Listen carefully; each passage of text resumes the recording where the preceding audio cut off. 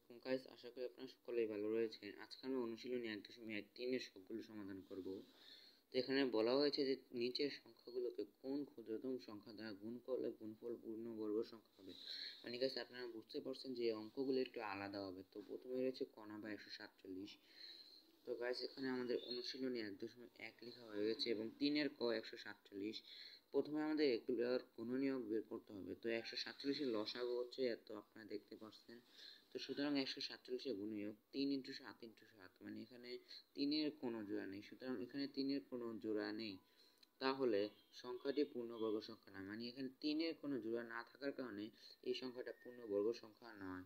তো গাইস এখানে অর্থাৎ 147 এর সাথে 3 গুণ করলে গুণফল পূর্ণবর্গ সংখ্যা হবে। আমাদের এই 3 অঙ্কটাই হচ্ছে মেন। তো এখানে কোনো জোড়া না থাকার কারণে 3 একাই রয়েছে। তো এখানে 3 হচ্ছে 3 এর সঙ্গে 147 গুণ করলে গুণফল পূর্ণবর্গ সংখ্যা হবে। এটাই হচ্ছে আমাদের ক নম্বর। পরবর্তী অঙ্ক খ নাম্বার 384। 384 এর লসাগু আপনারা দেখতে পারছেন যে অনেক বড়, এবং 384 উৎপাদক আমরা গুণনীয়কও লিখতে পারি, উৎপাদকও লিখতে পারি। তো এখানে আপনারা দেখছেন অবশেষে 2 এবং 3, এবং এই দুইটা অঙ্কের কোনো জোড়া নেই। এখানে 2 ও 3 এবং 6 এর কোনো জোড়া নেই। এখানে গাইস আপনারা দেখতে পাচ্ছেন 6 নেই, এখানে 6, কিন্তু এখানে 2 ও 3 আমাদের এখানে 2 পদীয় রাশি। তো এখানে এই দুটোকে গুণ করে যেটা হবে সেটা বসে দিয়েছি। 3 এবং 2 কে গুণ করার পরে 6 আসে, তো এই 6 বসিয়ে দিয়েছি।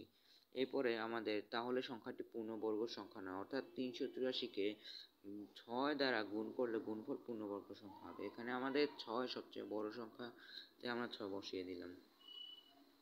তারপরে রয়েছে আমাদের গ নাম্বার 1470। 1470 এর লসাগু আপনারা দেখতে পারলেন, এবং 1470 এর গুণনীয়ক আপনারা দেখতে পাচ্ছেন 2 × 3 × 5 × 7 × 7। এখানে আমাদের এই 7 × 7 ছাড়া বাকি তিনটা অঙ্কের কোনো জোড়া নেই। এখানে 2, 3 এবং 5 এবং 30 এর কোনো জোড়া নেই। এখানে আপনারা গুণ করলে এই অঙ্কটা পাবেন। আপনাদেরকে আগেই বলেছি যে এইগুলা আলাদা রকমের অঙ্ক। তো এই সংখ্যাগুলো আলাদা হওয়ার কারণে এগুলোকে একসঙ্গে গুণ করে যেটা আসবে ওটাই হচ্ছে মেন। তাহলে সংখ্যাটি পূর্ণবর্গ সংখ্যা না, অর্থাৎ 1470 এর সাথে 30 গুণ করলে গুণফল পূর্ণবর্গ সংখ্যা হবে।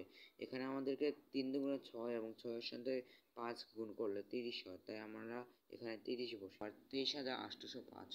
23,805 এর লসাগু গাইস আপনারা দেখতে পারলেন, এবং 23,805 এর গুণনীয়ক 3 × 3 23 × 23 × 5। এখানে 5 এর কোনো জোড়া নেই, অর্থাৎ সংখ্যাটি পূর্ণবর্গ সংখ্যা না। তাহলে 5 এর সাথে 23,805 সংখ্যাটি গুণ করলে গুণফল পূর্ণবর্গ সংখ্যা হবে। গাইস আমাদের এখানে 23,805 সংখ্যাটিতে মাত্র 5 এর কোনো জোড়া নেই, তাই এটা অনেক সহজ অঙ্ক। তাই 5 এর সঙ্গে 23,805 সংখ্যাটি গুণ করলে